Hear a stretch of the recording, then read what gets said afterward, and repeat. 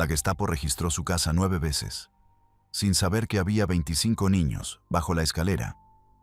Anna Amsterdam, Holanda ocupada, 14 de marzo de 1944, 2:17 am. Prinsengracht, 267. El Hauptscharführer Franz Weber golpeaba la puerta principal de la casa de Anna Koopman por 9ª vez en 18 meses con 6 agentes de la Gestapo, preparados para realizar el registro más exhaustivo hasta la fecha, porque Weber estaba absolutamente convencido de que algo estaba mal en esta casa. Los números simplemente no cuadraban. Esta mujer viuda de 54 años supuestamente vivía sola en casa de 3 pisos con sótano en uno de los canales principales de Ámsterdam, pero consumía cupones de racionamiento suficientes para alimentar a 8 personas semanalmente. Sus vecinos reportaban escuchar ruidos de niños ocasionalmente, aunque ella insistía que era radio o visitantes temporales. Y más sospechoso aún, cada vez que la Gestapo registraba su casa durante los 8 registros previos, en los últimos 18 meses encontraban la casa perfectamente ordenada, sin evidencia de actividad ilegal. Pero había algo en la manera que Anna respondía preguntas que hacía que Weber sospechara que estaba escondiendo algo significativo. Tal vez resistentes holandeses, tal vez pilotos aliados derribados, tal vez judíos, aunque él no podía imaginar cómo alguien podría esconder personas en casa que había sido registrada meticulosamente 8 veces previas por agentes entrenados en detectar escondites. Lo que Weber no sabía mientras sus hombres forzaban la cerradura a las 2:19 am, exactamente porque Anna deliberadamente demoraba en abrir, fingiendo que estaba dormida profundamente.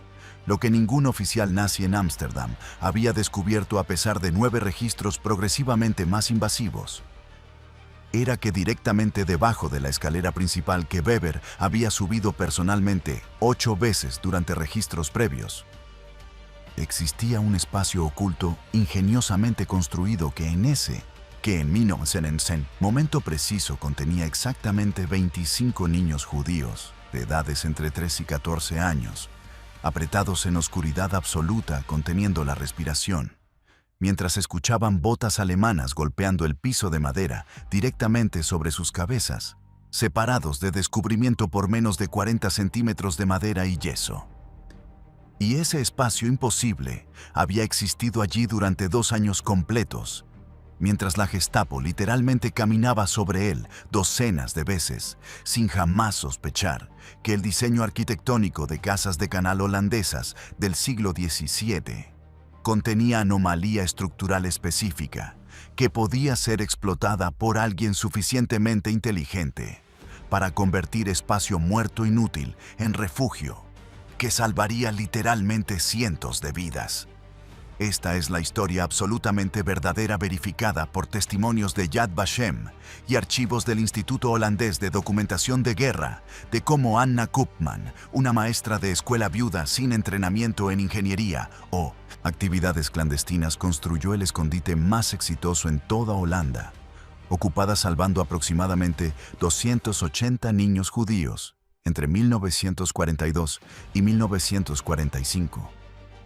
Como la peculiaridad arquitectónica de casas de canal, construidas 300 años antes del nazismo, proporcionó la solución técnica perfecta que arquitectos nazis nunca consideraron. Como 25 niños aprendieron a permanecer completamente silenciosos durante horas en espacio donde apenas podían moverse, mientras guardias nazis buscaban exactamente lo que estaban escondiendo a centímetros de distancia.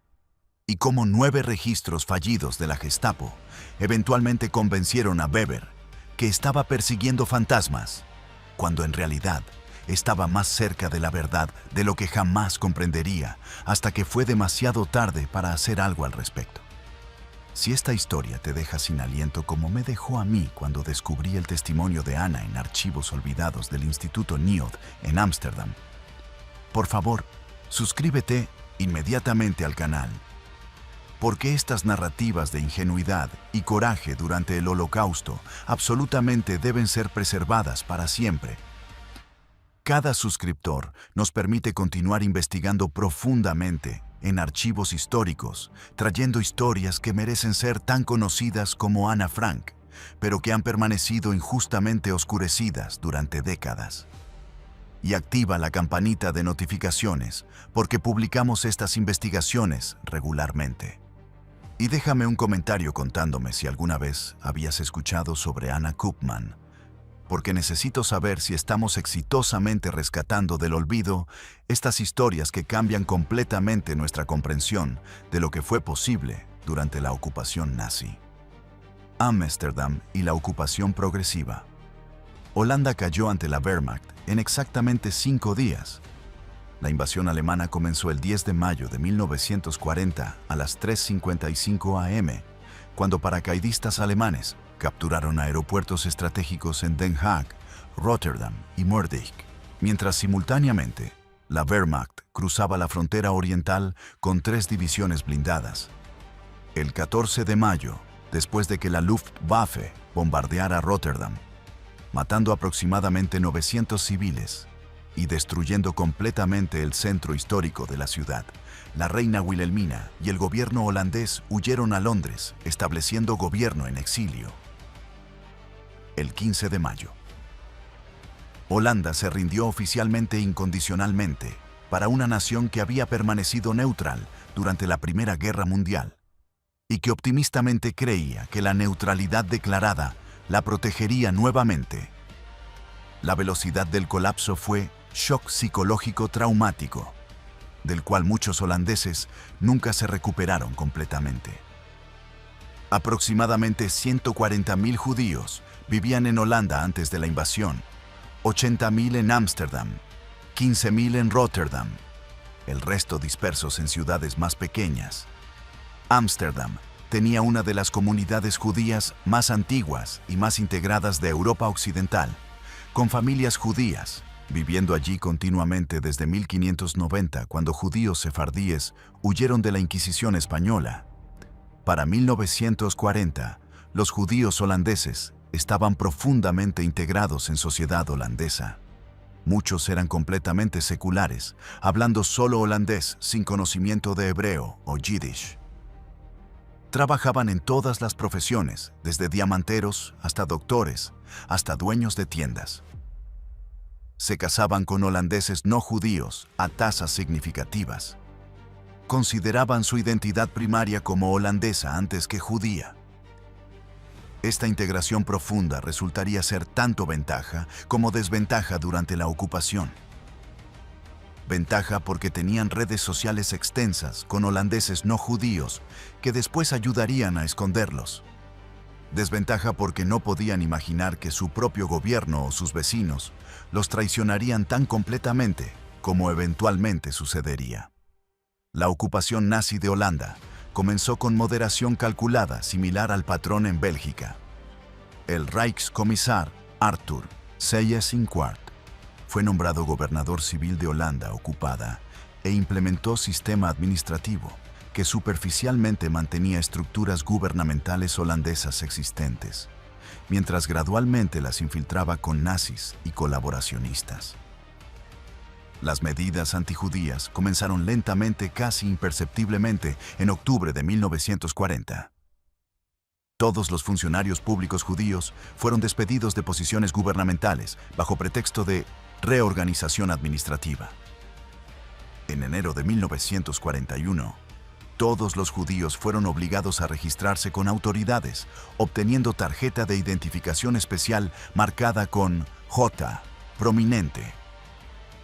Aproximadamente 160.000 personas se registraron obedientemente, incluyendo aquellos que se consideraban cristianos, pero tenían un abuelo judío según definiciones raciales nazis. Este registro proporcionó a los nazis lista perfecta de víctimas para deportaciones futuras. En febrero de 1941, ocurrió el primer acto de resistencia significativa cuando trabajadores holandeses organizaron huelga general masiva en Ámsterdam, protestando contra la redada nazi de 425 jóvenes judíos. La huelga de febrero fue aplastada brutalmente por fuerzas alemanas después de 2 días, resultando en 9 trabajadores ejecutados públicamente como advertencia. pero demostró que al menos algunos holandeses estaban dispuestos a resistir persecución antijudía activamente. Las medidas antijudías se aceleraron durante 1941. Judíos fueron prohibidos de parques, cines, restaurantes, piscinas. Después fueron prohibidos de mercados, excepto durante horas específicas limitadas. Negocios judíos fueron confiscados mediante proceso llamado arianización, donde eran transferidos a dueños arios. Para septiembre de 1941, niños judíos fueron expulsados de escuelas públicas, forzados a asistir a escuelas judías segregadas. En mayo de 1942, llegó la orden más visible y humillante.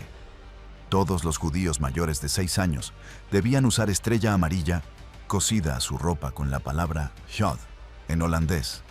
La estrella transformó instantáneamente a judíos en blancos visibles para acoso, violencia y eventualmente arrestos sistemáticos. Y en julio de 1942 comenzaron las deportaciones masivas oficialmente descritas como reubicación a campos de trabajo en Alemania, pero que en realidad eran transporte directo a campos de exterminio, principalmente Auschwitz-Birkenau y Sobibor, donde la vasta mayoría serían asesinados en cámaras de gas dentro de horas de llegar. Anna Koopman tenía 52 años cuando Holanda fue invadida. Había sido maestra de escuela primaria durante 30 años, enseñando principalmente niños de edades 6 a 10 en escuela pública en Distrito de Jordaan, en Ámsterdam. Era viuda desde 1936, cuando su esposo Peter murió de ataque cardíaco a los 51 años, dejándola sin hijos, porque habían sido incapaces de concebir a pesar de 20 años de matrimonio. Vivía sola en casa de 3 pisos con sótano en Prinsengracht, 267, que había heredado de sus padres. La casa era típica construcción de canal de Ámsterdam del siglo XVII. Extremadamente estrecha, con fachada de solo 5 metros de ancho, pero profunda, extendiéndose 20 metros hacia atrás desde el canal. 4 pisos contando sótano más ático. Escalera empinada, casi vertical, conectando niveles. Vigas de madera expuestas. Pisos crujientes de madera de roble de 300 años. Anna no tenía experiencia alguna en actividades políticas, resistencia o activismo de ningún tipo. Era maestra devota, pero no particularmente religiosa. Asistía a iglesia protestante ocasionalmente, principalmente por obligación social. Votaba conservador en elecciones. Pagaba sus impuestos puntualmente. Era exactamente el tipo de ciudadana respetable de clase media que gobiernos asumen que obedecerá leyes sin cuestionar, incluso cuando esas leyes son moralmente monstruosas. Pero Anna tenía una característica que la haría eventualmente extraordinaria. Amaba genuinamente a niños, no de manera sentimental abstracta, sino con dedicación práctica concreta, que la había hecho maestra excepcional durante 3 décadas. Y cuando vio niños judíos siendo perseguidos sistemáticamente, incluyendo varios de sus estudiantes anteriores, algo fundamental cambió en ella. La primera niña y el descubrimiento arquitectónico. Rachel Spear tenía 7 años cuando su madre Judith la trajo a la casa de Anna el 23 de agosto de 1942.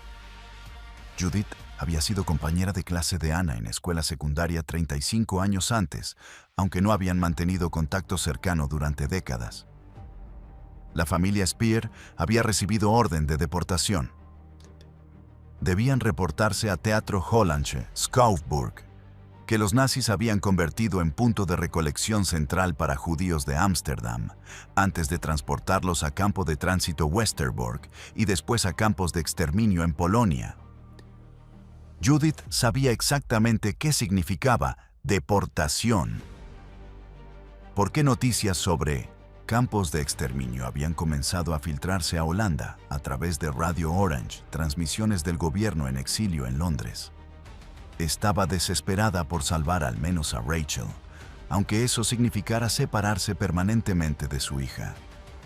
Judith tocó la puerta de Anna una noche lluviosa de agosto, y cuando Anna abrió simplemente dijo: «Anna, ¿Recuerdas cuando éramos niñas en escuela? Ahora mi niña necesita ayuda que solo tú puedes dar. Explicó la situación directamente sin eufemismos. Su familia sería deportada en 3 días. Su esposo y ella probablemente morirían. Pero tal vez Rachel podría sobrevivir si alguien la escondiera. Sé que es pedir lo imposible. Sé que arriesgas tu vida, pero eres la única persona en quien confío completamente. Ana no vaciló ni un segundo antes de responder. Rachel se queda aquí. Estará segura. Fue promesa que mantendría a pesar de 9 registros de la Gestapo durante los siguientes 2 años. El problema inmediato era, ¿dónde esconder a Rachel? Si la Gestapo registraba la casa, lo cual era altamente probable porque los nazis rutinariamente registraban casas de holandeses sospechosos de esconder judíos. Ana pasó esa noche, después de que Judith se fue caminando por su casa, evaluando cada espacio potencial de escondite. El ático era obvio y sería el primer lugar que registrarían. El sótano, similarmente obvio. Armarios serían verificados inmediatamente. Espacios bajo camas demasiado pequeños y obvios. Necesitaba algo mejor, algo que arquitectos nazis, entrenados en encontrar escondites, no considerarían. Pasó 3 horas esa noche golpeando paredes, escuchando resonancias, explorando su propia casa, como si nunca antes la hubiera visto. A las 2:30 a.m., Ana estaba sentada en la escalera principal entre primer y segundo piso cuando notó algo que había visto miles de veces durante 30 años viviendo en esa casa, pero nunca había realmente considerado. La escalera era inusualmente ancha para casa de canal tan estrecha. Medía aproximadamente 1.2 metros de ancho cuando escaleras típicas de canal eran 80-90 centímetros. Y debajo de la escalera, donde normalmente habría espacio de almacenamiento, estaba sellado completamente con paneles de madera sin puerta de acceso. Asumió que el espacio estaba vacío o contenía solo vigas estructurales. Pero cuando golpeó los paneles, sonaban sorprendentemente hueco, sugiriendo espacio significativo detrás. Ana pasó el día siguiente investigando la arquitectura de su casa, consultando documentos de propiedad almacenados en sótano. Descubrió algo fascinante.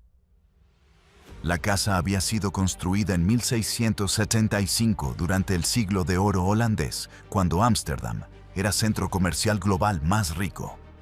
Casas de canal de ese periodo eran diseñadas con característica arquitectónica específica.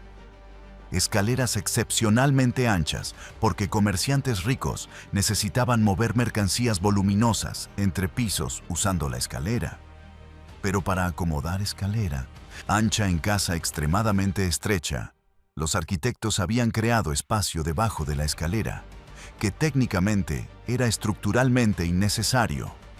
Era simplemente volumen vacío entre la escalera inclinada arriba y el piso nivelado abajo. En la mayoría de casas este espacio era accesible y usado para almacenamiento, pero en la casa de Ana, por razones que documentos no explicaban, el espacio había sido sellado completamente durante construcción original en 1665 y aparentemente nunca había sido abierto en 277 años. Ana realizó cálculos cuidadosos basándose en dimensiones de la escalera. Si el espacio debajo de la escalera fuera completamente vacío, mediría aproximadamente 3 metros de largo, 1.2 metros de ancho en el punto más ancho, estrechándose a 40 centímetros, en el punto más estrecho donde la escalera alcanzaba el piso superior. Altura variando de 2 metros en el punto más alto a 70 centímetros en el punto más bajo. Eso proporcionaba aproximadamente 4.5 metros cúbicos de volumen total.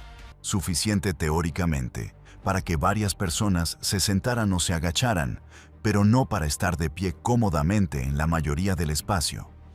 Y crucialmente, este espacio sería completamente invisible para cualquiera registrando la casa porque estaba sellado detrás de paneles que parecían parte de la estructura permanente de la escalera.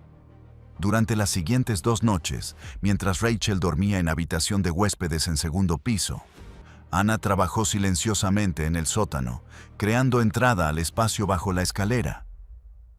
No podía simplemente quitar los paneles visibles en el vestíbulo principal, porque eso sería obviamente detectable. En vez, cavó cuidadosamente a través del piso del vestíbulo desde el sótano directamente debajo, creando abertura de 50 centímetros por 60 centímetros. Instaló trampilla cuidadosamente construida para ser indistinguible del piso circundante cuando estaba cerrada. La trampilla estaba ubicada debajo de pequeña alfombra persa en el vestíbulo que había estado allí durante décadas. Nadie notaría que la alfombra ahora servía a propósito funcional crucial de esconder entrada al escondite. Cuando finalmente abrió el espacio bajo la escalera, descubrió que estaba completamente vacío, excepto por polvo acumulado de casi 3 siglos. Era espacio perfectamente utilizable, aunque incómodo y claustrofóbico. Instaló ventilación pasiva mínima, perforando pequeños agujeros disimulados en los paneles de madera que desde fuera parecían simplemente grietas naturales en madera de 277 años. No instaló luz eléctrica porque eso requeriría cableado detectable. El espacio sería completamente oscuro cuando estuviera sellado. Instaló cubeta pequeña para necesidades sanitarias y varios cojines finos para sentarse en el piso de madera duro. Era refugio brutalmente espartano, pero era invisible, y eso era lo único que importaba. Ana probó el escondite ella misma, pasando 3 horas sentada en oscuridad absoluta para experimentar lo que Rachel experimentaría. Fue psicológicamente aterrador, incluso sabiendo que podía salir cuando quisiera. La oscuridad era tan completa que veía alucinaciones visuales después de 30 minutos. El silencio era perturbadoramente absoluto porque el espacio estaba completamente aislado acústicamente de la casa.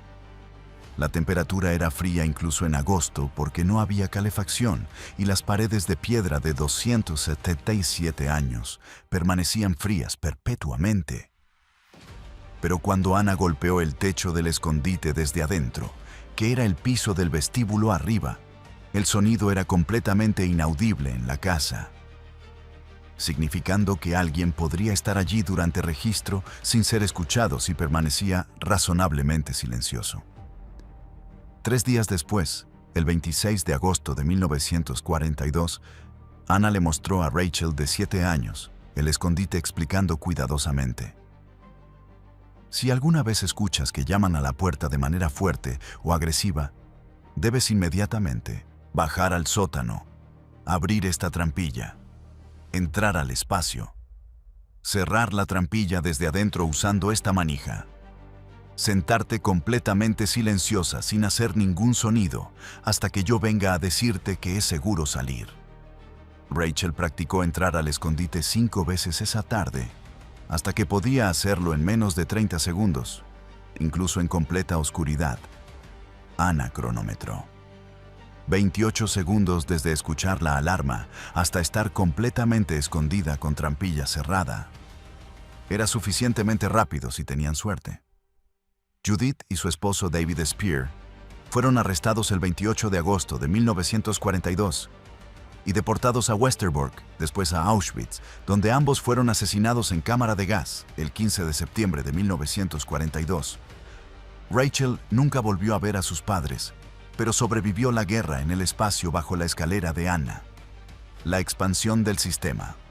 Durante septiembre de 1942, Ana mantuvo a Rachel escondida sin incidentes significativos. Rachel era niña obediente, inteligente que comprendía perfectamente que su supervivencia dependía de seguir instrucciones exactamente.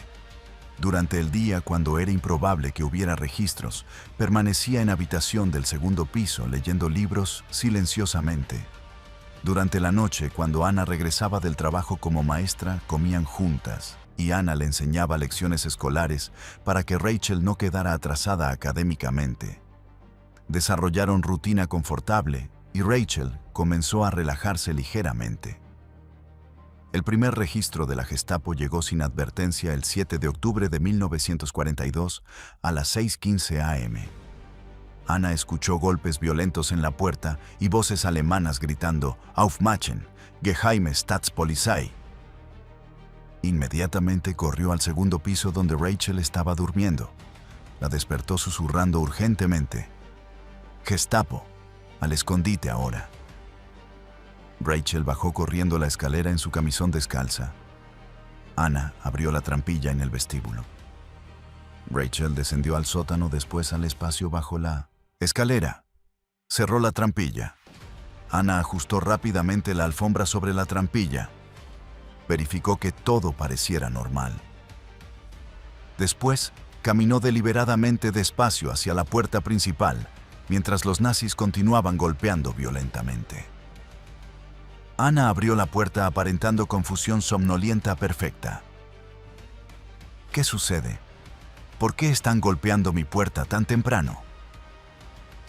3 agentes de la Gestapo entraron sin invitación, liderados por Unterscharführer, que explicó en alemán que habían recibido información de que esta casa estaba escondiendo judíos o materiales de resistencia. Ana negó esto con indignación convincente. «Vivo sola. Soy maestra de escuela. Pueden registrar si quieren, pero no encontrarán nada porque no hay nada que encontrar». Los agentes pasaron 90 minutos registrando meticulosamente cada habitación. Abrieron cada armario, movieron cada mueble, verificaron el ático y el sótano. Uno de los agentes literalmente caminó sobre la alfombra en el vestíbulo directamente sobre la trampilla donde Rachel estaba escondida debajo de la escalera a menos de 1 metro de distancia, conteniendo la respiración en oscuridad absoluta. No encontraron nada porque no había nada visible que encontrar. Antes de irse, el Unterscharführer advirtió: «Si descubrimos que miente, será arrestada inmediatamente». Ana respondió calmadamente: «No miento, revisen cuantas veces quieran». Después se fueron. Rachel permaneció en el escondite durante 3 horas adicionales, hasta que Ana estaba completamente segura de que no regresarían. Cuando finalmente salió, estaba temblando violentamente, pero había permanecido completamente silenciosa durante todo el registro. Este primer registro exitoso demostró a Ana 3 cosas cruciales. Primero, el escondite funcionaba perfectamente incluso bajo búsqueda meticulosa de agentes entrenados. Segundo, Rachel era suficientemente disciplinada para permanecer silenciosa bajo estrés extremo. Tercero, los nazis registraban casas basándose en denuncias de vecinos o sospecha general. Entonces, probablemente regresarían múltiples veces. Este último punto la hizo decidir que si iba a arriesgar su vida, de todas formas, podría también salvar tantos niños como fuera posible. 1 o 25, el riesgo era esencialmente el mismo, pero el impacto era proporcionalmente mayor. Ana comenzó a contactar discretamente a familias judías que conocía a través de décadas de enseñanza, ofreciendo esconder a sus hijos. Era extremadamente selectiva. Solo contactaba familias en quien confiaba absolutamente. Solo aceptaba niños entre edades 3 y 14, porque niños menores de 3 eran demasiado impredecibles y propensos a llorar ruidosamente. Niños mayores de 14 eran técnicamente adultos, según regulaciones nazis. Entonces, no calificaban como niños para propósitos de ocultamiento. Evaluaba cuidadosamente cada niño individualmente. Necesitaban ser capaces de permanecer silenciosos durante horas, comprender perfectamente las instrucciones, controlar miedo lo suficiente para no entrar en pánico en el escondite oscuro claustrofóbico. Para diciembre de 1942, Ana estaba escondiendo regularmente entre 8 y 12 niños simultáneamente en su casa. No vivían permanentemente en el escondite bajo la escalera, porque eso sería insostenible psicológica y físicamente. En vez, la casa funcionaba como estación de tránsito. Niños llegaban cuando sus familias recibían órdenes de deportación. Permanecían con Ana durante 6 semanas, mientras ella organizaba colocación permanente con familias holandesas de acogida en áreas rurales, donde era más seguro. durante su estancia vivían en las habitaciones superiores de la casa, pero estaban entrenados rigurosamente a descender inmediatamente al escondite bajo la escalera si escuchaban señal de alarma que Anna había establecido. 3 golpes específicos en puerta, que sonaban diferentes de golpes normales. Anna estableció protocolo, estricto para los niños. Durante el día debían permanecer completamente silenciosos, incluso cuando jugaban. No podían acercarse a ventanas donde vecinos podrían verlos. No podían hacer ningún ruido audible desde la calle. Durante comidas todos comían en cocina del sótano, donde sonidos no alcanzarían ventanas. Anna cubría ventanas con cortinas gruesas, aparentemente para privacidad, pero realmente para prevenir que luz revelara presencia de múltiples niños. Cada niño practicaba entrar al escondite al menos una vez diariamente, cronometrando hasta que podían hacerlo en menos de 30 segundos, incluso en completa oscuridad. El escondite bajo la escalera que Anna había asumido inicialmente podría acomodar tal vez 4 o 5 niños. Resultó poder acomodar muchos más. Si estaban dispuestos a estar extremadamente apretados, hizo pruebas cuidadosas. Descubrió que hasta 18 niños pequeños podían físicamente caber en el espacio si se sentaban con rodillas dobladas y se apretaban, muy juntos. Para niños mayores, el límite era aproximadamente 12. Entonces estableció regla nunca exceder 15 niños en el escondite simultáneamente, porque necesitaba margen de seguridad para ventilación adecuada. Con 15 niños respirando en espacio de 4.5 metros cúbicos, el dióxido de carbono se acumulaba peligrosamente después de aproximadamente 2 horas, causando dolores de cabeza, mareos, náuseas. Entonces, estableció protocolo que si un registro excedía 2 horas, abriría discretamente la trampilla ligeramente para permitir flujo de aire fresco, mientras los nazis estaban en pisos superiores. Anna también resolvió problema de documentación. Necesitaba explicar su consumo masivamente aumentado de cupones de racionamiento porque alimentar 8 o 12 niños requería significativamente más comida que una persona sola. Creó historia elaborada que sus sobrinos de Rotterdam habían sido evacuados temporalmente a su casa después de que bombardeos destruyeran su vecindario. Obtuvo cupones de racionamiento adicionales en mercado negro, pagando con sus ahorros limitados como maestra. Cultivaba vegetales en pequeño jardín trasero, maximizando producción. Desarrollaba relaciones con tenderos locales simpatizantes que ocasionalmente le daban comida extra, olvidando verificar cupones apropiados. Era sistema precario que requería gestión constante, pero funcionaba suficientemente bien para mantener a los niños adecuadamente alimentados. Los 9 registros. El segundo registro de la Gestapo llegó el 3 de enero de 1943 a las 7:45 p.m. Justo después de que Anna y los 8 niños que estaba escondiendo esa semana habían terminado cena en la cocina del sótano. Anna escuchó el golpe característico violento y voz alemana demandando entrada. Inmediatamente dio la señal, y los 8 niños corrieron desde cocina del sótano directamente al espacio bajo la escalera a través de la trampilla. El niño mayor de 13 años, llamado Samuel, fue último en entrar, cerrando la trampilla desde adentro. Tiempo total: 34 segundos. Anna ajustó la alfombra y abrió la puerta. Esta vez eran 4 agentes liderados por Hauptscharführer Franz Weber, quien se convertiría en némesis persistente de Anna durante los siguientes 2 años.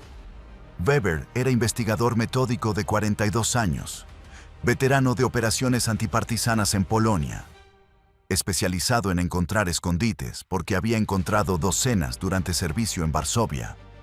Explicó que habían recibido nuevo reporte de vecino alegando que esta casa contenía actividad sospechosa de múltiples niños. Anna nuevamente negó esto explicando que ocasionalmente sus sobrinos visitaban, pero en este momento estaba sola. Weber no creyó esto y ordenó registro más exhaustivo que el primero. Los agentes pasaron 3 horas registrando meticulosamente. No solo abrieron armarios, sino que midieron dimensiones de habitaciones comparando contra planos arquitectónicos de la casa archivados en Oficina Municipal. Verificaron que no hubiera habitaciones ocultas, comparando dimensiones internas versus dimensiones externas. Golpearon paredes, escuchando espacios huecos. Weber personalmente inspeccionó el sótano, pasando 10 minutos directamente al lado de la trampilla bajo la escalera. En un momento terriblemente tenso, se paró exactamente sobre la alfombra que cubría la trampilla, mientras los 8 niños contenían respiración a menos de 50 centímetros debajo de sus botas. Pero la alfombra había estado allí durante décadas y parecía parte permanente de la decoración. Entonces, Weber no consideró que pudiera estar escondiendo algo. Durante ese registro, Ana aprendió lección crucial. Weber estaba buscando habitaciones ocultas construidas detrás de paredes o en áticos, pero no estaba considerando que espacio bajo escalera pudiera ser utilizable porque en la mayoría de casas de canal, ese espacio era obviamente accesible para almacenamiento. Entonces, no era escondite. El genio del escondite de Ana era que en su casa específica ese espacio había sido inexplicablemente sellado durante construcción original. 278 años antes. Entonces parecía simplemente parte de la estructura permanente de la escalera. No espacio potencialmente utilizable. Era anomalía arquitectónica específica que salvaba vidas. El tercer registro llegó 3 semanas después, el 24 de enero de 1943. Cuarto registro el 8 de marzo de 1943, quinto registro el 3 de junio de 1943. Cada vez Weber regresaba con más agentes y más herramientas de detección. Para el quinto registro trajeron perros entrenados para oler humanos escondidos. Ana había anticipado esto y había rociado fuertemente el vestíbulo con amoníaco diluido, que confundía los sentidos de los perros. Los perros ladraron cerca de la escalera, pero también ladraron cerca de varios otros lugares. Entonces, Weber concluyó que simplemente estaban respondiendo al olor general de la casa, no a personas escondidas. Específicamente, el sexto registro, el 17 de agosto de 1943, fue particularmente peligroso porque Weber trajo especialista en construcción que golpeó meticulosamente cada pared y piso, escuchando resonancias huecos. El especialista pasó 15 minutos en el vestíbulo, golpeando alrededor de la escalera, pero concluyó que los sonidos huecos eran simplemente característicos de construcción antigua de madera, no evidencia de espacio oculto utilizable. En ese momento, había 12 niños en el escondite que habían estado allí durante 2 horas y estaban comenzando a sufrir acumulación de dióxido de carbono, causando que algunos niños más jóvenes se sintieran mareados. Ana se arriesgó enormemente, abriendo discretamente la trampilla aproximadamente 2 centímetros, mientras los nazis estaban en segundo piso, permitiendo que aire fresco entrara al escondite. Cerró la trampilla inmediatamente cuando escuchó botas bajando la escalera. Séptimo registro llegó el 12 de noviembre de 1943. Octavo registro el 6 de febrero de 1944. Para este punto, Weber estaba personalmente obsesionado con Anna Koopman, porque estaba convencido absolutamente de que estaba escondiendo algo, pero no podía encontrar evidencia después de 8 registros progresivamente más invasivos. Sus superiores comenzaban a burlarse de él, sugiriendo que estaba persiguiendo fantasmas, desperdiciando recursos en mujer inofensiva. Pero Weber insistía que los números de cupones de racionamiento no cuadraban, que vecinos continuaban reportando ruidos sospechosos, que algo definitivamente estaba mal, aunque no podía identificar exactamente qué. El noveno y final registro llegó el 14 de marzo de 1944 a las 2:17 a.m., como se describió en la introducción. Esta vez, Weber estaba determinado a encontrar lo que Ana escondía. trajo 6 agentes más, equipo especializado de detección, incluyendo linternas poderosas y herramientas de medición precisas. Y había 25 niños en la casa esa noche específica, porque Anna estaba procesando grupo inusualmente grande antes de transferirlos a familias de acogida rurales. Cuando escuchó el golpe característico, los 25 niños descendieron al espacio bajo la escalera en lo que debe haber sido apretamiento físico casi imposible. Algunos niños tuvieron que sentarse literalmente en regazos de otros niños para caber en el espacio de 4.5 metros cúbicos. Tiempo de evacuación. Fue 48 segundos, ligeramente más lento que usual, debido al número excepcionalmente grande, pero todavía dentro del margen seguro. Weber y sus agentes pasaron 5 horas completas, registrando meticulosamente cada centímetro de la casa desde sótano hasta ático. Removieron paneles de pared buscando habitaciones ocultas. Midieron cada habitación comparando contra planos arquitectónicos.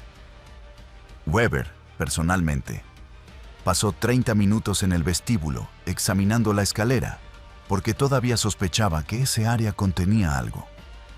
Golpeó los paneles bajo la escalera y escuchó resonancia hueca confirmando espacio detrás, pero asumió que era simplemente construcción característica de escaleras de canal antiguas, no escondite utilizable. Nunca consideró que alguien pudiera acceder a ese espacio desde sótano, a través de trampilla oculta, bajo alfombra antigua. Dentro del escondite, los 25 niños permanecieron absolutamente inmóviles y silenciosos durante 5 horas completas, a pesar de calambres dolorosos, dificultad respiratoria por acumulación de CO2 y miedo extremo. Los niños mayores ayudaban a los más jóvenes, cubriéndoles bocas suavemente cuando parecían a punto de llorar o toser. Una niña de 4 años llamada Miriam necesitaba usar el baño desesperadamente después de 3 horas, pero no había manera de hacerlo sin hacer ruido. Entonces, simplemente se orinó silenciosamente en su ropa. Otros niños enfrentaron misma situación. Para cuando Weber finalmente se fue a las 7:30 am, los 25 niños estaban traumatizados, exhaustos, algunos deshidratados y todos cubiertos en sudor y orina, pero todos vivos y no descubiertos. Weber salió de la casa esa mañana de marzo convencido finalmente de que había estado equivocado. Que Anna Koopman realmente era simplemente maestra viuda viviendo sola. Que los reportes de vecinos eran malentendidos o inventados. Que había desperdiciado recursos masivos durante 18 meses persiguiendo nada. Escribió en su reporte oficial: después de 9 registros exhaustivos, esta residencia no muestra evidencia de actividad ilegal. Recomiendo cesar investigación de Anna Koopman y redirigir recursos a objetivos más prometedores. Sus superiores aceptaron esta recomendación. Anna Koopman fue removida de lista de vigilancia activa de la Gestapo. Nunca fue registrada de nuevo. La vida en el escondite. Los niños que pasaban tiempo en la casa de Anna, antes de ser transferidos a familias de acogida permanentes, vivían existencia profundamente contradictoria. Durante momentos cuando no había peligro inmediato de registro, podían moverse relativamente libremente en las habitaciones superiores. Jugaban juegos silenciosos. Leían libros. Anna les enseñaba lecciones escolares. Había momentos de casi normalidad, donde podían casi olvidar que estaban viviendo bajo ocupación nazi, escondidos de genocidio sistemático. Pero esta normalidad podía ser destrozada instantáneamente por golpe en la puerta, requiriendo que descendieran inmediatamente al escondite oscuro claustrofóbico. El espacio bajo la escalera que los salvaba también los traumatizaba. Era espacio de dimensiones imposibles. 3 metros de largo, 1.2 metros de ancho máximo, 2 metros de altura máxima, descendiendo a solo 70 centímetros, en el punto más bajo donde la escalera alcanzaba el siguiente piso. cuando 15-25 niños estaban apretados allí durante registros que a veces duraban 3-5 horas. Las condiciones eran brutales. Oscuridad absoluta total, sin ni siquiera luz de grieta. Temperatura fría constante de aproximadamente 12 Celsius, porque las paredes de piedra del sótano nunca se calentaban. Aire viciado progresivamente a medida que 15-25 personas respiraban en espacio sellado de 4.5 metros cúbicos, causando acumulación de CO2, que después de 2 horas causaba dolores de cabeza severos, mareos, náuseas, calambres musculares dolorosos por permanecer en posiciones comprimidas sin moverse, necesidad de usar baño que no podía ser satisfecha, resultando en que niños se orinaran o defecaran en su ropa, causando olor horrible en espacio sellado que exacerbaba náuseas. Los niños desarrollaban estrategias psicológicas de afrontamiento para sobrevivir las horas en el escondite. Algunos cerraban ojos fuertemente y se imaginaban en lugares felices, campos abiertos, playas, casas de sus padres antes de la guerra. Algunos rezaban silenciosamente, aunque muchos eran demasiado jóvenes para tener fe religiosa desarrollada. Simplemente repetían palabras reconfortantes que recordaban de sus familias. Algunos se separaban mentalmente de sus cuerpos, tratando de no sentir el dolor físico o el miedo. Los niños mayores consolaban silenciosamente a los más jóvenes, acariciando sus cabezas o sosteniendo sus manos en la oscuridad, comunicando: «No estás solo, estamos juntos en esto». Samuel, de 13 años, que había estado con Ana más tiempo que cualquier otro niño, desarrolló técnica que enseñaba a los recién llegados. No luches contra el espacio, acéptalo. El espacio es nuestro amigo porque nos protege. Cuando sientes pánico, recuerda que la alternativa es ser encontrado y enviado a los campos donde morirás definitivamente. Este espacio estrecho, oscuro, incómodo, es lo que te mantiene vivo. Entonces, aprende a amarlo, aunque sea horrible. Era filosofía paradójica, pero funcionaba para muchos niños, ayudándoles a recontextualizar su encarcelamiento temporal en el escondite como protección antes que castigo. Los niños más jóvenes tenían más dificultad comprendiendo por qué debían esconderse. Miriam, de 4 años, preguntaba repetidamente: ¿por qué los hombres malos nos buscan? ¿Qué hicimos mal? Ana explicaba lo más simplemente posible: no hiciste nada malo. Los hombres malos están confundidos sobre quiénes son las personas buenas. Entonces debemos escondernos hasta que personas buenas vengan a ayudarnos. Era explicación inadecuada para horror inexplicable, pero era lo mejor que podía ofrecer a niños demasiado jóvenes para comprender genocidio industrial. No todos los niños manejaban el trauma igualmente bien. Un niño de 8 años llamado David desarrolló mutismo selectivo después de pasar 6 horas en el escondite durante el 6º registro en agosto de 1943. Dejó de hablar completamente durante 3 semanas, comunicándose solo mediante gestos. Gradualmente recuperó habla, pero quedó permanentemente marcado psicológicamente. Una niña de 6 años llamada Esther desarrolló terror nocturno tan severo que gritaba durante pesadillas, despertando a toda la casa arriesgando detección. Ana tuvo que tomar decisión desgarradora de transferir a Esther inmediatamente a familia de acogida rural, incluso antes de lo planificado, porque los gritos nocturnos eran demasiado peligrosos para todos los demás niños en la casa. Pero la mayoría de los niños demostraron resiliencia extraordinaria, adaptándose a circunstancias que destruirían a muchos adultos. Jugaban juegos silenciosos durante el día. Estudiaban lecciones que Ana enseñaba manteniendo educación continuada. Desarrollaban amistades profundas con otros niños escondidos, porque compartían experiencia que nadie más podría comprender. Cuando llegaba momento de ser transferidos a familias de acogida rurales, frecuentemente lloraban no solo de alivio, sino también de tristeza. porque se separaban de amigos que habían sido su familia sustituta durante semanas o meses. Ana proporcionaba no solo refugio físico, sino también estabilidad emocional maternal que muchos niños necesitaban desesperadamente, habiendo sido separados de sus propias madres. Leía cuentos por las noches. Celebraba cumpleaños con pasteles pequeños hechos de raciones limitadas. Mantenía algo de normalidad en medio de circunstancias completamente anormales. Muchos niños después de la guerra recordaban a Ana, no principalmente por salvar sus vidas físicamente, sino por preservar su humanidad psicológicamente durante período, cuando el mundo exterior los trataba como menos que humanos destinados a exterminio.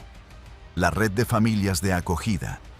Ana no podía mantener niños en su casa permanentemente, porque el riesgo era demasiado alto y porque necesitaba procesar continuamente nuevos niños cuyas familias recibían órdenes de deportación.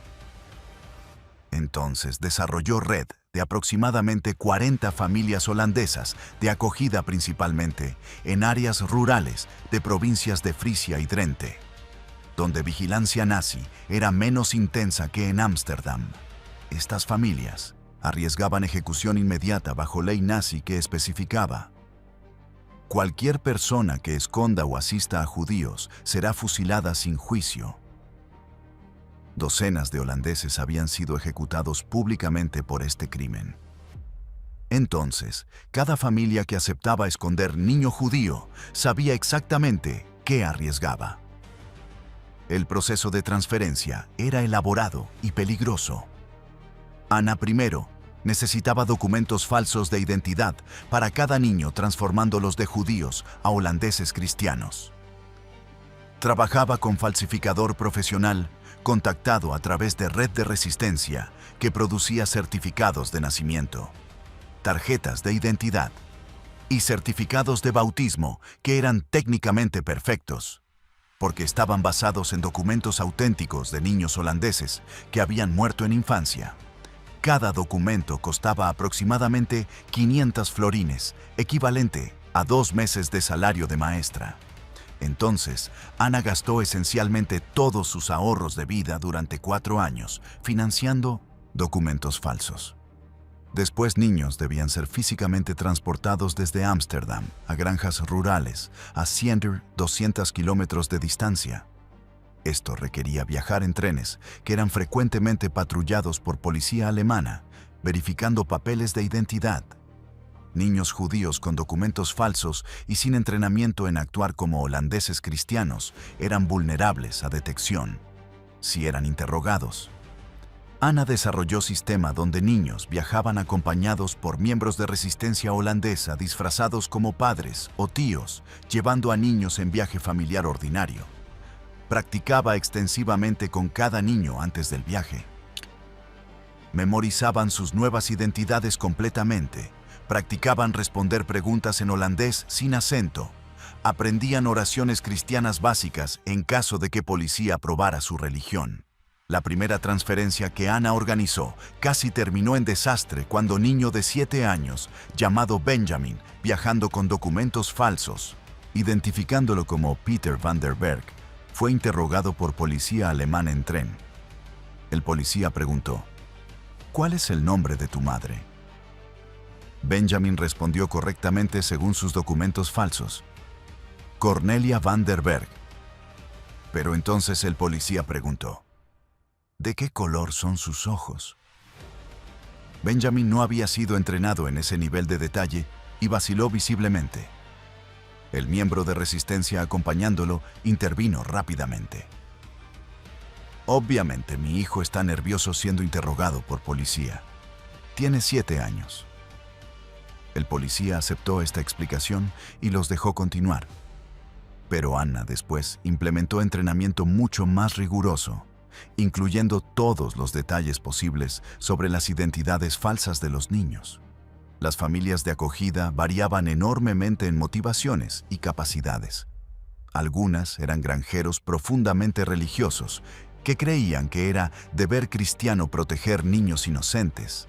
Algunos eran resistentes activos contra ocupación nazi que, Veían esconder niños judíos como forma de resistencia patriótica.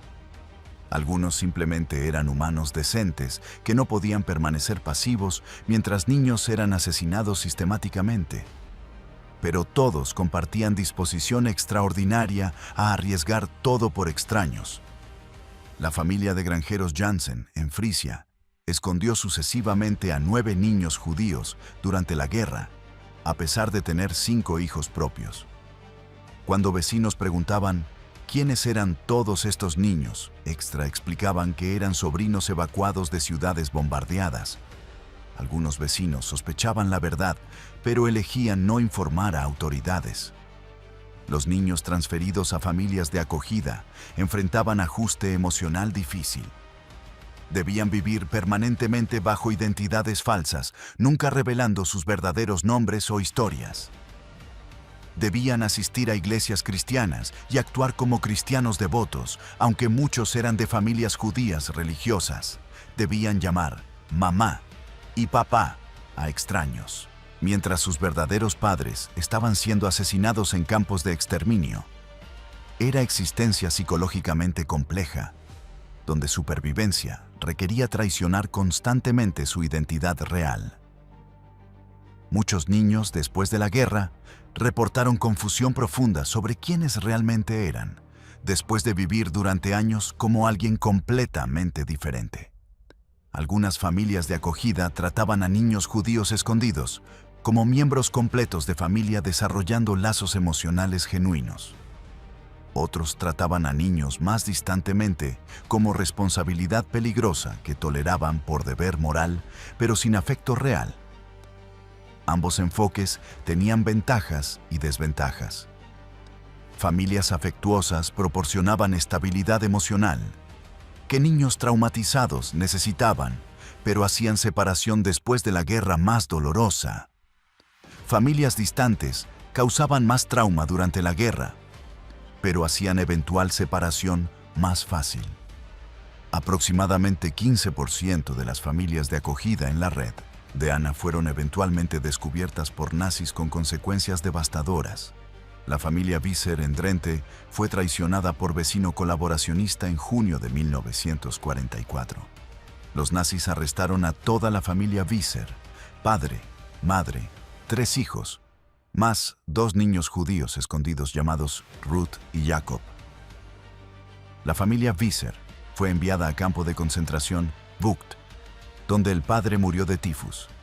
Los 2 niños judíos fueron enviados a Westerbork, después a Sobibor, donde fueron asesinados en cámara de gas en julio de 1944. La madre Visser y los 3 hijos sobrevivieron la guerra, pero quedaron traumatizados permanentemente. Cuando Anna escuchó sobre esta traición, sintió culpa devastadora por haber puesto a la familia Visser en peligro, aunque lógicamente entendía que la familia había elegido voluntariamente aceptar el riesgo. Los niños que se perdieron. No todos los niños que Anna intentó salvar sobrevivieron. De aproximadamente 280 niños que procesó durante 4 años entre 1942 y 1945, aproximadamente 250 sobrevivieron la guerra. Pero aproximadamente 30 fueron eventualmente capturados por nazis, a pesar de todos los esfuerzos de Anna. Cada pérdida la devastaba profundamente, porque había prometido a los padres que sus hijos estarían seguros y sentía que había fallado cuando nazis capturaban niños. Aunque racionalmente entendía que salvar 250 de 280 era tasa de éxito extraordinaria, emocionalmente se obsesionaba con los 30 que no pudo salvar. Algunos niños fueron capturados durante transferencia desde Ámsterdam a familias de acogida rurales, cuando policía alemana los interrogó en trenes y detectó inconsistencias en sus historias o documentos falsos. Un niño de 9 años, llamado Abraham, viajando con documentos identificándolo como Jan de Vries, fue interrogado por Sicherheitspolizei, particularmente agudo, quien notó que el niño tenía circuncisión visible cuando usó baño en estación de tren. La circuncisión era prueba casi definitiva de judaísmo porque holandeses cristianos raramente circuncidaban a sus hijos. Abraham fue arrestado inmediatamente, enviado a Westerbork, deportado a Sobibor, asesinado en cámara de gas a los 9 años. Ana nunca perdonó a sí misma por no haber preparado a Abraham con historia explicando la circuncisión, si alguna vez era cuestionado. Algunos niños fueron capturados cuando familias de acogida fueron traicionadas por vecinos colaboracionistas. Algunos fueron capturados en redadas aleatorias cuando nazis bloqueaban calles completas, arrestando a todos para verificar documentos. Algunos fueron capturados porque finalmente quebraron psicológicamente bajo presión de vivir años bajo identidad falsa y revelaron accidentalmente su identidad judía a persona equivocada. Cada captura representaba falla de sistema que Ana constantemente intentaba perfeccionar, pero nunca podía ser completamente infalible, porque operaba dentro de sistema totalitario diseñado específicamente para encontrar y exterminar judíos. Ana mantenía lista escrita en código de todos los niños que había ayudado con detalles sobre su ubicación actual. Esto era extremadamente peligroso, porque si nazis encontraban esta lista, comprometerla toda la red. Pero Ana insistía en mantener registros porque sentía obligación de saber qué había sucedido a cada niño. Escondía la lista en espacio hueco, detrás de panel suelto en pared del sótano, donde sobrevivió todos los registros de la Gestapo. Esta lista después de la guerra se convirtió en documento crucial para reunificar niños sobrevivientes con familias cuando era posible, o documentar destinos de aquellos que no sobrevivieron. Los padres que entregaban niños a Ana enfrentaban elección imposible que ningún padre debería enfrentar: separarse permanentemente de sus hijos con probabilidad alta de nunca volverlos a ver, pero dándoles chance de sobrevivir, versus mantener familia unida, pero condenando a niños a deportación y muerte casi cierta en campos de exterminio. La vasta mayoría de padres elegía separación porque amor parental demanda priorizar supervivencia de hijo sobre mantener familia unida. Pero esta elección causaba trauma psicológico masivo. Muchos padres después fueron deportados a campos, llevando culpa de haber abandonado a sus hijos, aunque racionalmente sabían que separación era única manera de salvarlos. Algunos niños cuyas familias enteras fueron exterminadas nunca supieron qué había sucedido a sus padres. Ana desarrolló política de decir a niños la verdad sobre destinos de sus familias cuando información verificable estaba disponible, porque creía que niños merecían saber la verdad aunque fuera devastadora. Pero esta política causaba trauma adicional cuando niños de 8 o 10 años aprendían que nunca volverían a ver a sus madres, padres, hermanos.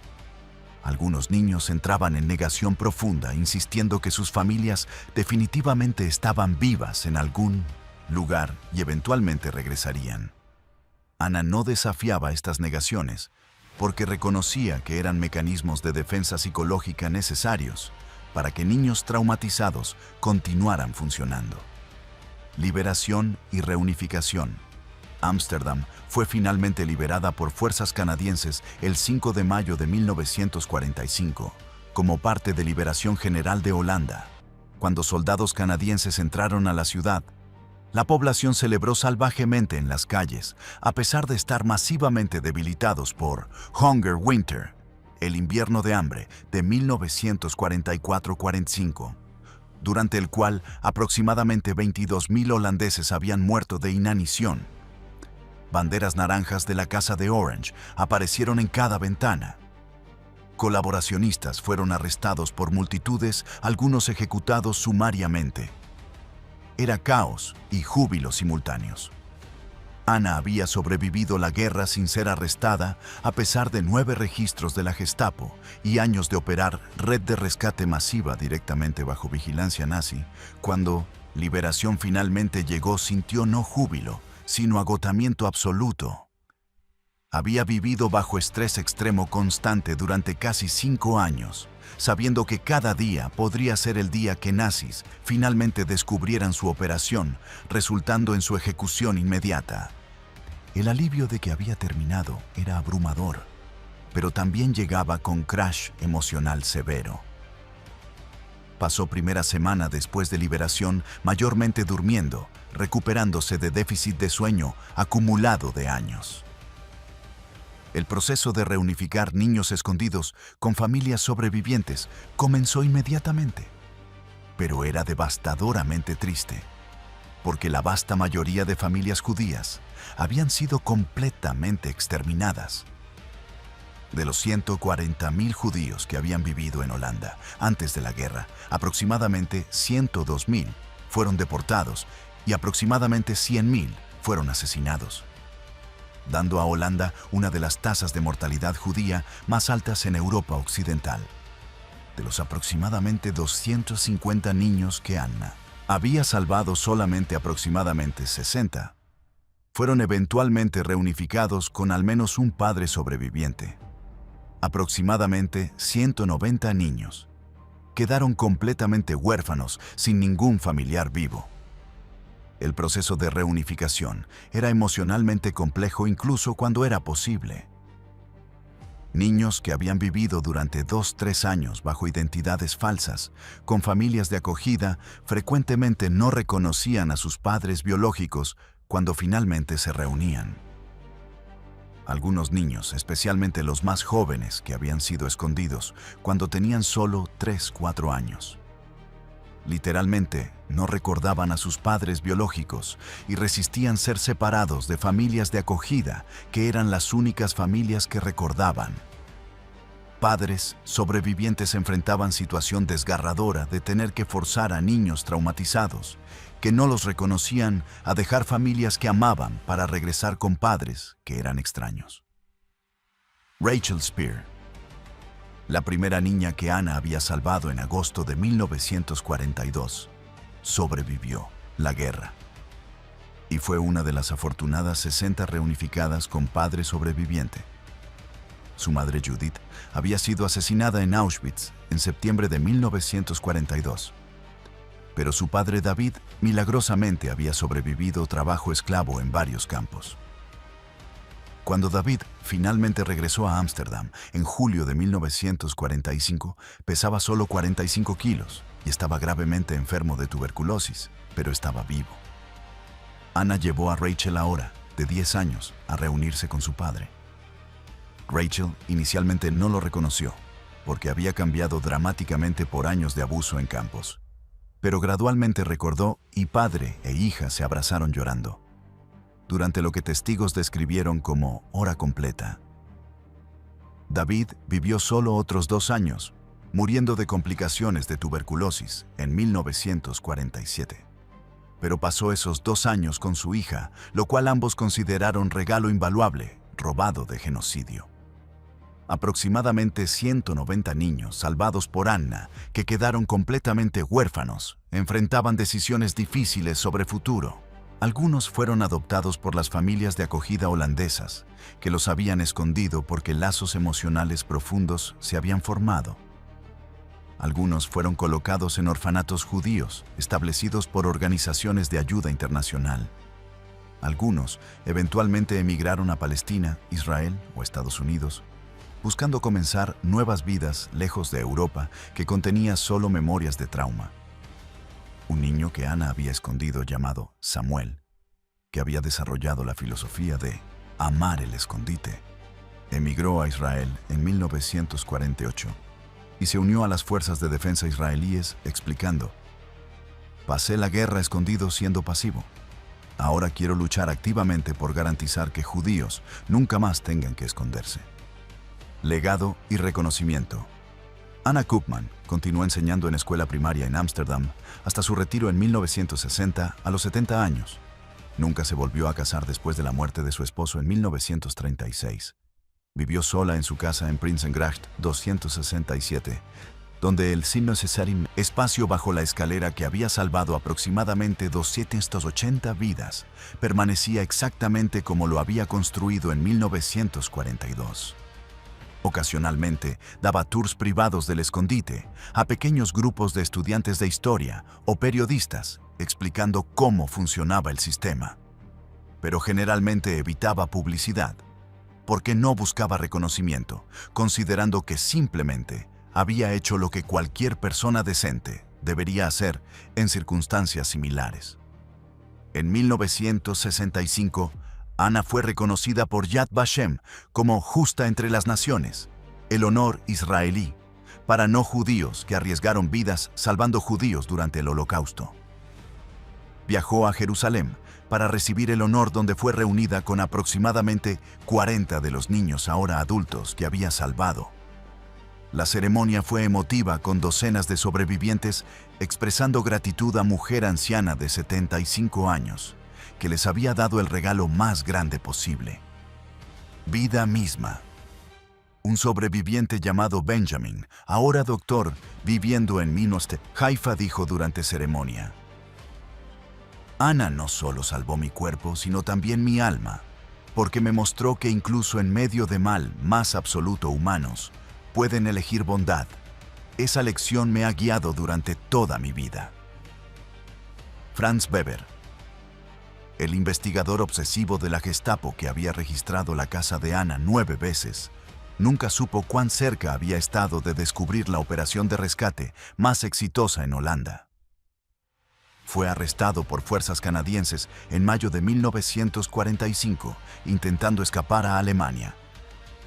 Fue juzgado por crímenes de guerra en 1947, específicamente por participación en deportaciones de judíos holandeses. Fue declarado culpable y sentenciado a 15 años de prisión. Fue liberado en 1956 debido a reducción de sentencia por buena conducta. Regresó a Alemania y vivió bajo nombre falso hasta su muerte en 1973. Nunca mostró remordimiento público por su rol en Holocausto, y aparentemente nunca supo que la mujer que había investigado tan obsesivamente durante 1943-44 había estado operando exactamente la red de rescate que él buscaba literalmente bajo sus pies durante cada uno de los 9 registros. La casa en Prinsengracht 267, donde Ana operó su refugio durante 4 años, fue eventualmente convertida en museo pequeño dedicado a preservar memoria de rescate holandés durante Holocausto. El espacio bajo la escalera permanece exactamente como estaba, con entrada a través de trampilla en sótano. Visitantes pueden descender al espacio y experimentar la oscuridad, claustrofobia y confinamiento que 280 niños experimentaron durante registros de la Gestapo. Es experiencia profundamente perturbadora, que ayuda a visitantes a comprender visceralmente qué supervivencia requería. El museo incluye lista de nombres de los 280 niños que Ana ayudó con fotos cuando están disponibles, y breves biografías de aquellos que sobrevivieron, documentando qué hicieron con las vidas que Ana les ayudó a preservar. Aproximadamente 140 de los 250 niños que, sobrevivieron la guerra. Gracias a Ana, todavía estaban vivos en 2008, cuando Ana murió a los 108 años, habiendo vivido vida extraordinariamente larga. Su funeral fue asistido por más de 300 personas, incluyendo aproximadamente 80 sobrevivientes, y sus descendientes, que en total numeraban más de 600 personas. Todos estos descendientes existían solamente porque Ana había elegido construir escondite bajo su escalera en agosto de 1942 y arriesgar su vida repetidamente durante 4 años. Un nieto de sobreviviente calculó que si se contaban todos los descendientes directos de los 250 sobrevivientes, el número total de personas viviendo en 2008 que no existirían sin Ana era aproximadamente 1.200 personas. Y ese número continúa creciendo con cada nueva generación. Los nazis no comprendieron cómo niños desaparecían cada semana, porque nunca consideraron que anomalía arquitectónica de casa de canal de 277 años podría ser convertida en refugio que derrotaría toda su maquinaria de detección. Franz Weber literalmente caminó sobre 25 niños escondidos durante su 9º registro y nunca sospechó que estaban a menos de 1 metro debajo de sus botas, porque su comprensión de arquitectura de canal holandesa era insuficiente para reconocer que espacio bajo escalera podría ser accesible desde sótano. Era falla de inteligencia arquitectónica que costó a nazis cientos de vidas que habrían sido exterminadas de otra manera.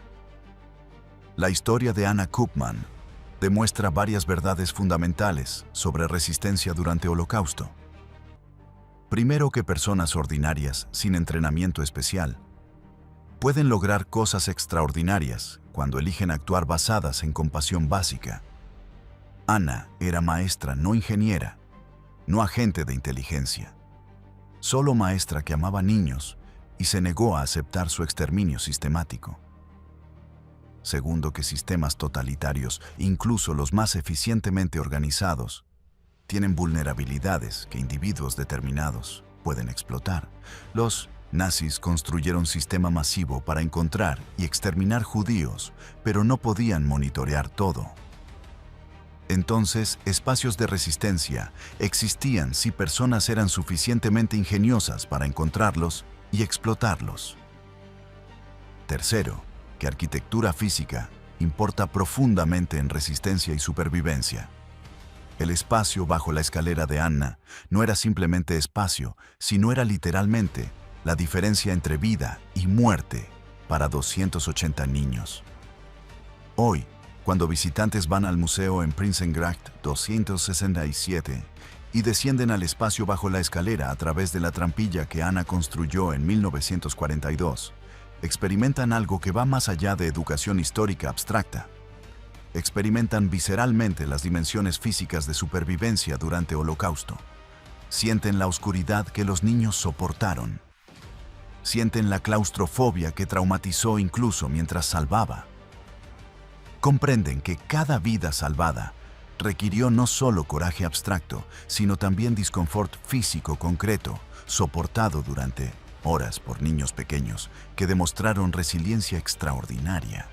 Y esa comprensión visceral cambia personas de maneras que simplemente leer sobre Holocausto en libros de historia nunca podría lograr. La Gestapo registró la casa de Anna 9 veces sin descubrir que había 25 niños bajo la escalera durante el registro final. Y ese fracaso de inteligencia nazi representa victoria pequeña pero significativa contra sistema diseñado para no tener derrotas.